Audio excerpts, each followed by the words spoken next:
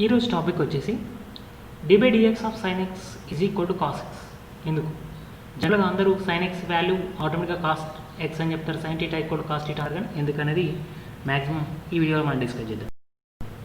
First of all ఈ వీడియోకి మామూలుగా వాటిని డిస్కస్ చేసే ముందు మనకు రేడియన్స్ గురించి కొంచెం ఐడియా ఉండాలి.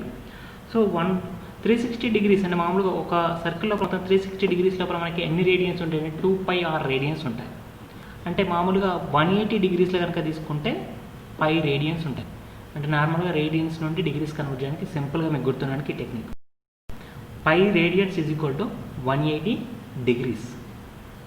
సో ఇక్కడ చూడండి, π radians is equal to 180 degrees అన్నప్పుడు మనకి ఏదైనా వాల్యూ ఈజ్ ఈక్వల్ టు ఎన్ని డిగ్రీస్ ఈజ్ ఈక్వల్ టు ఎంత రేడియన్ కావాలనుకున్నప్పుడు మనకు ఫార్ములా వచ్చేసి సో π ఈక్వల్ టు 180 కదా.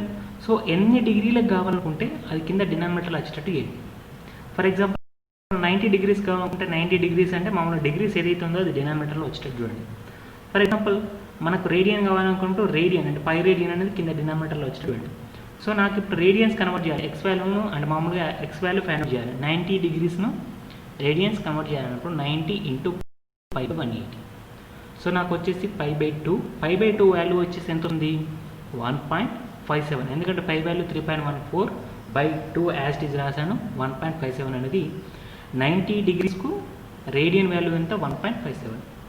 సో దీన్ని తీసుకుని నేను సిరీస్ లోపల అంటే నార్మల్గా sin x కానీ cos x కానీ మనకు ఎక్స్పాన్షన్ మామూలు ఎక్స్పాన్షన్ పవర్స్ కానీ నెక్స్ట్ సెక్ కానీ టాన్ కానీ ఎక్స్ వాల్యూ ఫైండ్ అవుట్ చేస్తే అంటే మామూలు రేడియన్ కన్వర్ట్ చేస్తే వాటి వాల్యూ ఫైండ్ అవుట్ చేయడానికి ఎక్స్పాన్షన్ సిరీసెస్ ఉంటాయి.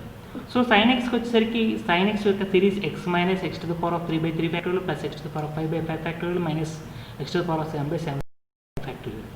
సో ఏదైనా యాంగిల్ ఉన్నప్పుడు వాటి ఫైండ్ అవుట్ చేయడానికి ఏదైనా యాంగిల్ని రేడియన్ కన్వర్ట్ చేసి దాని వాల్యూ ఫైండ్ అవుట్ చేయడానికి ఇప్పుడు మనకు డైరెక్ట్ ఐడియా ఉంది కూడా మనం చెప్తాం. సో దీన్ని కనుక నేను సబ్స్టిట్యూట్ చేస్తే ఎక్స్ వాల్యూ సబ్స్టిట్యూట్ చేస్తే 1.57 minus 1.57/3/3 factorial plus 1.7/5/5 factorial minus 1.57/7/7 factorial. So ఈ మొత్తం క్యాలిక్యులేట్ చేస్తే 0.9 సంథింగ్ వస్తుంది. అంటే అప్రాక్సిమేట్గా 1 వాల్యూ వస్తుంది కాబట్టి sin 90 కూడా మనం డైరెక్ట్గా 1 తీసుకుంటాం. సో ఇప్పుడు వచ్చేసి మన టాపిక్ ఏంటిది? sin x యొక్క డిఫరెన్షియేషన్ cos x ఎందుకు అవుతుంది? సో ఆ ఎక్స్పాన్షన్ సిరీస్ ఏదైతే ఉందో అది రైట్ వాల్యూస్ వస్తున్నాయి కదా, అంటే మామూలు ఎక్స్పాన్షన్ సిరీస్ వాల్యూ కదా. సో నేను ఇప్పుడు ఏం చేస్తున్నాను?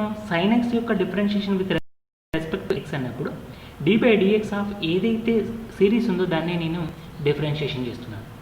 అంటే x minus x⁴3/3 factorial x⁵5/5 factorial minus x⁴7/7 factorial నేను డిఫరెన్షియేషన్ చేస్తున్నాను. సో ఫస్ట్ ఆఫ్ ఆల్ దీన్ని x ని కనుక డిఫరెన్షియేషన్ చేస్తే 1 వస్తుంది. సో నెక్స్ట్ టర్మ్ కనుక డిఫరెన్షియేషన్ చేస్తే మనకు పవర్ 3 ముందుకు వస్తుంది, మీ పవర్ ఒకటి తగ్గుతుంది. అంటే 3⁻x⁴ ఫ్యాక్టోరియల్ యాజ్ ఇట్ ఉంటుంది కాన్స్టెంట్ వాల్యూ కాబట్టి ఈ పవర్ వాల్యూ ఒకటి తగ్గుతుంది, ఇది ముందుకు వచ్చేస్తుంది. అంటే 5x⁴ minus minus as it వస్తుంది. నెక్స్ట్ ఈ 7 ముందుకు వచ్చేస్తుంది, x⁴6/7 యాజ్ ఇట్ వచ్చేస్తుంది. అంటే ఒక పవర్ తగ్గుతూ ఆ పై వాల్యూ ముందుకు వచ్చేస్తుంది.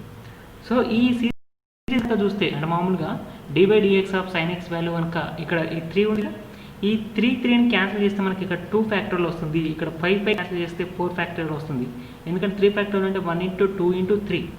దెన్ దానికి ఒక 3 పోతే మనకి కింద 2 ఫ్యాక్టోరియల్ వస్తుంది. దీనిలో 5 ఒకటి క్యాన్సిల్ చేస్తే మనకు 4 ఫ్యాక్టోరియల్ వస్తుంది.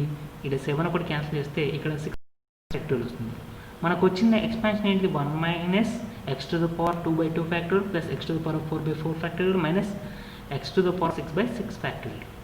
సో ఈ ఎక్స్పాన్షన్ వాల్యూ ఏదైతే ఈ రైట్ సైడ్లో ఉందో ఎక్స్పాన్షన్ వాల్యూ ఏంటంటే cos x.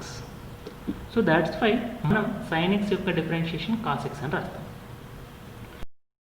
ఒకవేళ దీన్ని కనుక మళ్ళీ డిఫరెన్షియేషన్ చేయాలనుకోండి మనకేమవుతుంది అంటే నాలుగు దీన్ని కనుక నేను డిఫరెన్షియేషన్ చేస్తే ఈ 2 ముందుకు వెళ్ళి 2 క్యాన్సిల్ అవుతుంది. బట్ ఇక్కడ నాకు 1 కాన్స్టెంట్ కాబట్టి 0 అవుతుంది.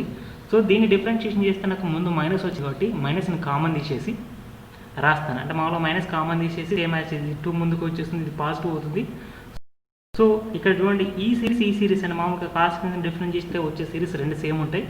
బట్ నెగిటివ్ సింబల్ వస్తుంది కాబట్టి cos x ని డిఫరెన్షియేషన్ చేస్తే మైనస్ sin x అని రాస్తాను.